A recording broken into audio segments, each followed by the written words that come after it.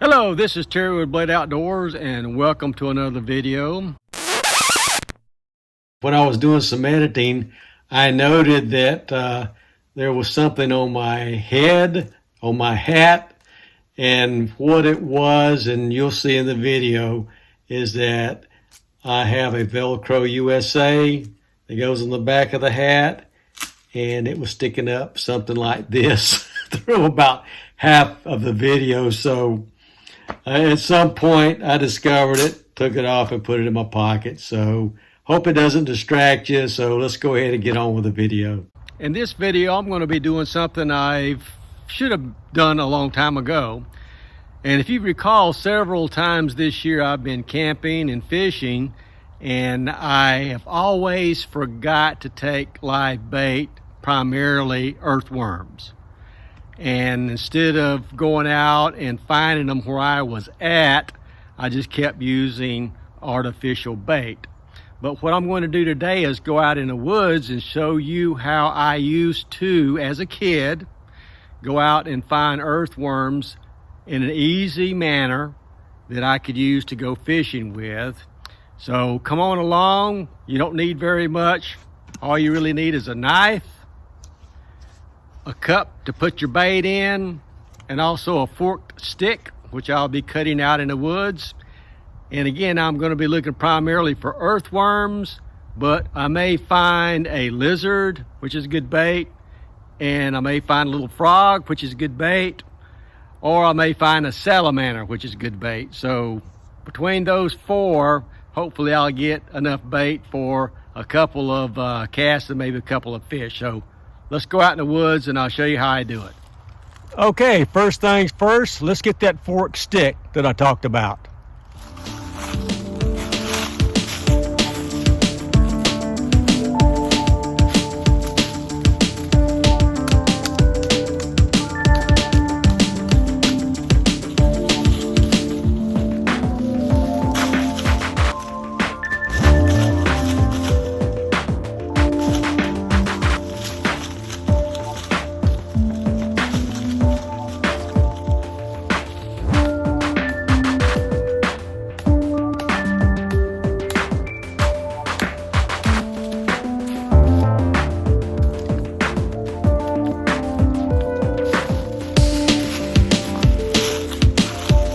Let's go get some worms.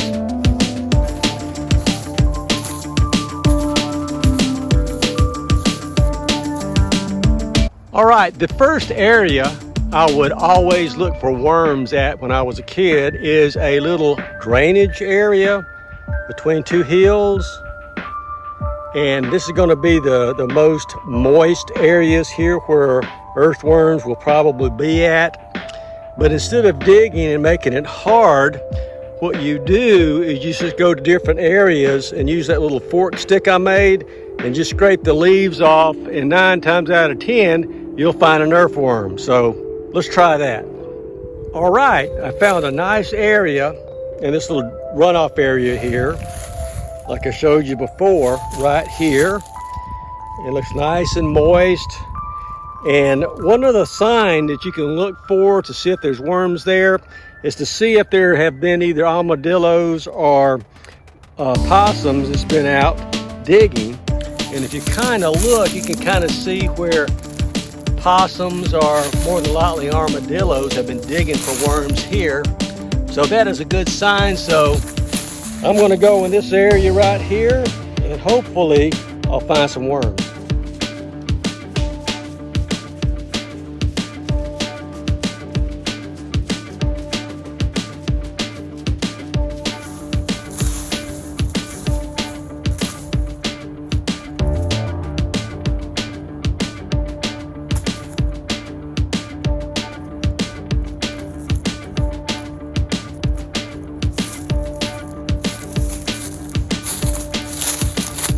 Got a worm.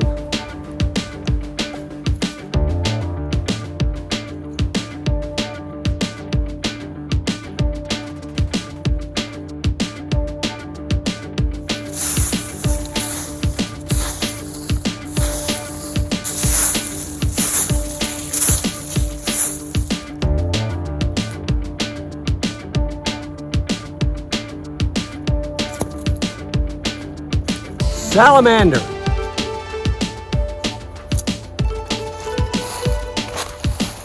Nice little salamander, good bait.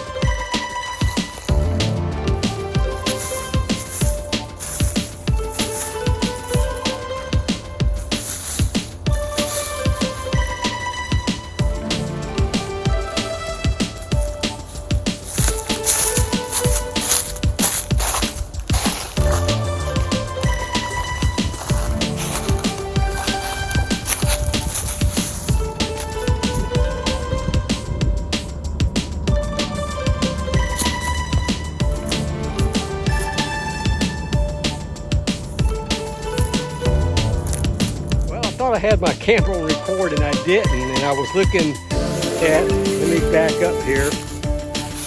This is kind of a little indentation in the ground right here, and it's nice and moist, and I figured it would be a good place for earthworms to be on top, or salamanders, and sure enough, I got a little salamander.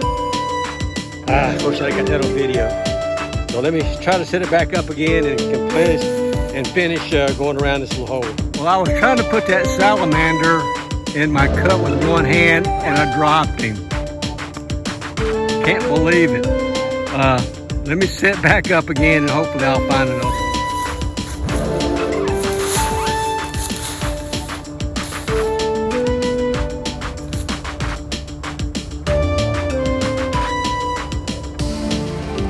Found a snail. I would probably use a snail. Okay, I actually went on top of the hill to try and experiment. And on top of this hill, there used to be an old road and the ruts go down here. So my theory is that water's collected in these ruts here and it's awful damp in there, and hopefully that will attract some earthworms or snails or things like that. So let me give that a shot. Well, I did it again. I did that rut, didn't turn the camera on, and I did find a salamander. So that's 3 salamanders I found. I've been at this for about half an hour, and I'm going to do one more spot just to show you what I was doing earlier that I didn't video. So I'm going to leave it on. And I'm going to put this right here and go through, and hopefully I can find something else.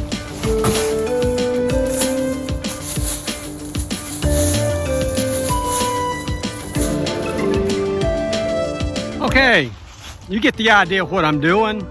And I've been out here about half an hour, and I did get about 3 salamanders, a snail, maybe 4 or 5 worms. So not too bad. It's enough bait that I could use for live bait to catch some brim or maybe even a bass or a catfish if I wanted to. And if I'm fishing for catfish, if I catch a little brim, then I can use that as cut bait, primarily the gills, to go catfishing at night. So let's go down the hill to the house. Let's dump it out and just see what I got. Alrighty, let's see what we've got for bait after about a half hour to maybe 40 minutes of scratching for bait, we'll call it. So let's just kind of dump it out here. Whoa, there goes a salamander. You saw him, and I lost one, so let's see what else I got in here. There's the snail. There's a worm. Another worm.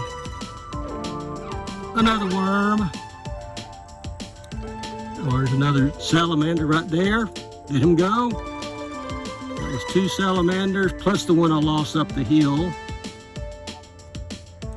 So let's see, it was 1, 2, that's 3, 4.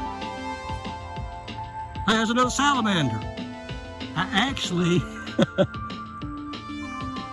caught 4 salamanders. Amazing, which I thought was a worm. So in 1, 2, 3, 4.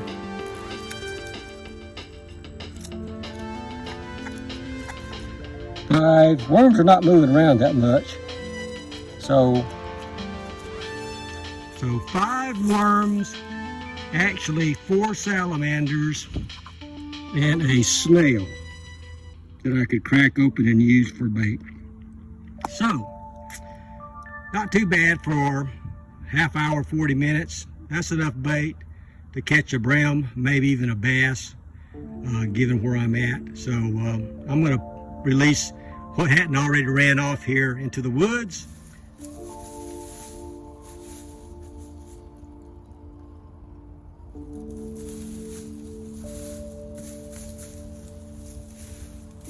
Well, you're probably saying, well, that's not much bait, you know, for scratching for worms and salamanders and other critters for 30 minutes to 40 minutes. And you're right. There are times that I have went and scratched in one spot and picked up, you know, 20 or so really big earthworms, and we actually call them wigglers.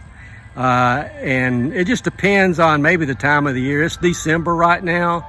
And as a kid, I would usually go out and do things like this in the spring and summer and early fall, so that might have something to do with it. But anyway, I also wanted to mention, not only as a kid did I go get bait, you know, for scratching for worms and salamanders and snails and lizards and stuff like that for bait, I also caught minnows in jars. And I actually have a video already out showing you how you can create your own minnow traps using mason jars, and going out and catching those and baiting limb lines and stuff like that. So I'll attach the link to that video down in the description below. A lot of people actually like that video, so I'll do that. Well, thanks for watching. That was a fun video to go out and show you how, when I was a kid, I used to get bait to go fishing. There was no stores where you could go get live bait or anything like that. Well, they were, but you had to drive a long ways to get it, and really we didn't have the money for that, so we would do that. So it was fun. More salamanders up here than I thought, which kind of interesting.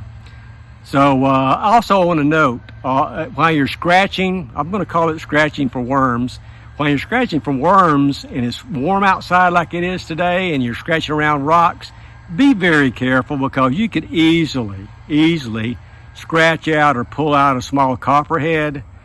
So please be careful, you know, when you're scratching for worms, because you could uncover a copperhead. So that's going to be it for this video. Hope you liked it. Please like, comment, subscribe, and I will see you guys in the next video. Thanks.